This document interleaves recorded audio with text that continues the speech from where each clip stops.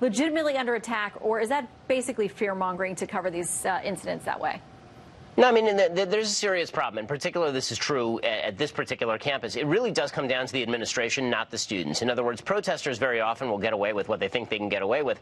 Have held a couple of big speeches in venues over the last couple of weeks, and the authorities have done a much better job. The administration has done a much better job of ensuring that if somebody really disrupts the event, there's enough security there to make sure that the person is removed so that everybody else can continue on with the event. At this particular event, it was pretty obvious that the administration decided to let the protesters have their way, and that really is the big question. Does the administration decide to kowtow to the hecklers, or does the administration stand up for free speech and provide enough resources to prevent these events from being shut down? So we know 2 people apparently were arrested, and the administration is really pushing back on this thing. We're looking into it. We want to know who did what, and if they violated policies, they're going to get in trouble. TheCollegeFix.com describes the situation this way. They say various videos of the incident show dozens of students yelling and disrupting the lecture, with one man with a microphone declaring, quote, "We are tired of being oppressed, and we are tired of getting murdered by this administration," referring to the Trump administration. Ben, I don't know what his exact grievances are, but it's clear that they don't want to hear from anyone they think is linked to this administration or anything conservative in nature. Well, I mean, these people obviously hate marginal tax cuts. I mean, the Laffer curve, I wasn't aware that Art Laffer was the most controversial member of sort of the Trump coterie, but apparently if you really, really hate differentials in marginal tax rates, then Art Laffer is your man. If you really believe that you're being murdered because Art Laffer proposed basic notions that if you lower taxes that you will increase government revenue, I don't know what to tell you. You may need to see your shrink. They're not feeling the Laffer curve. Okay, I want to take you to another controversy, which is this whole idea that Chick-fil-A is changing the groups that it donates to. Out are the Fellowship of Christian Athletes and the Salvation Army, which, by the way, has been taking a beating lately in the mainstream media. This is what the president of Chick-fil-A now says, and chief operating officer says, beginning in 2020, the Chick-fil-A Foundation will introduce a more focused giving approach, donating to a smaller number of organizations working exclusively in the areas of hunger, homelessness, and education. No organization will be excluded from future consideration, faith-based or non-faith-based.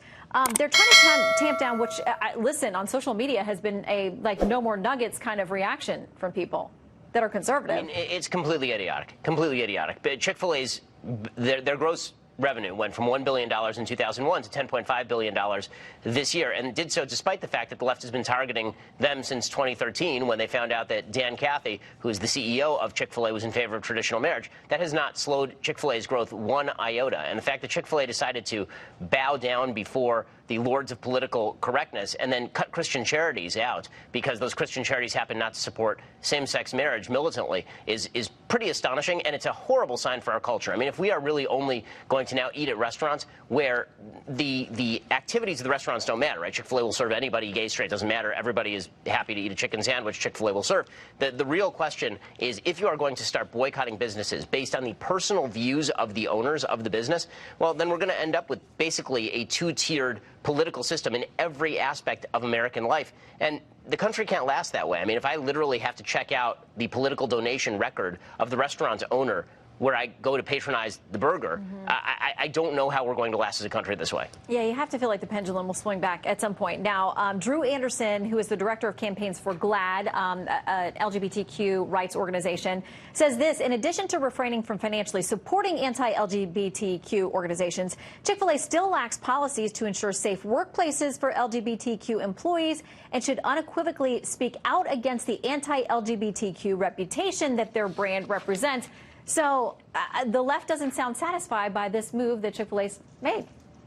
Because the left will never be satisfied. The Boy Scouts did the same thing, and the left went after the Boy Scouts. Once you give an inch to the left with regard to your fundamental principles, the left will never stop. If Chick-fil-A believes that they bought off the left through all of this and that the left is suddenly going to start switching their dollars over from whatever vegan restaurants they're patronizing to Chick-fil-A, they've got another thing coming. Chick-fil-A is not going to win any supporters on the left, and they're going to lose a lot of supporters on the right who feel like they surrendered to nasty, censorious cancel culture. The only thing that gets people more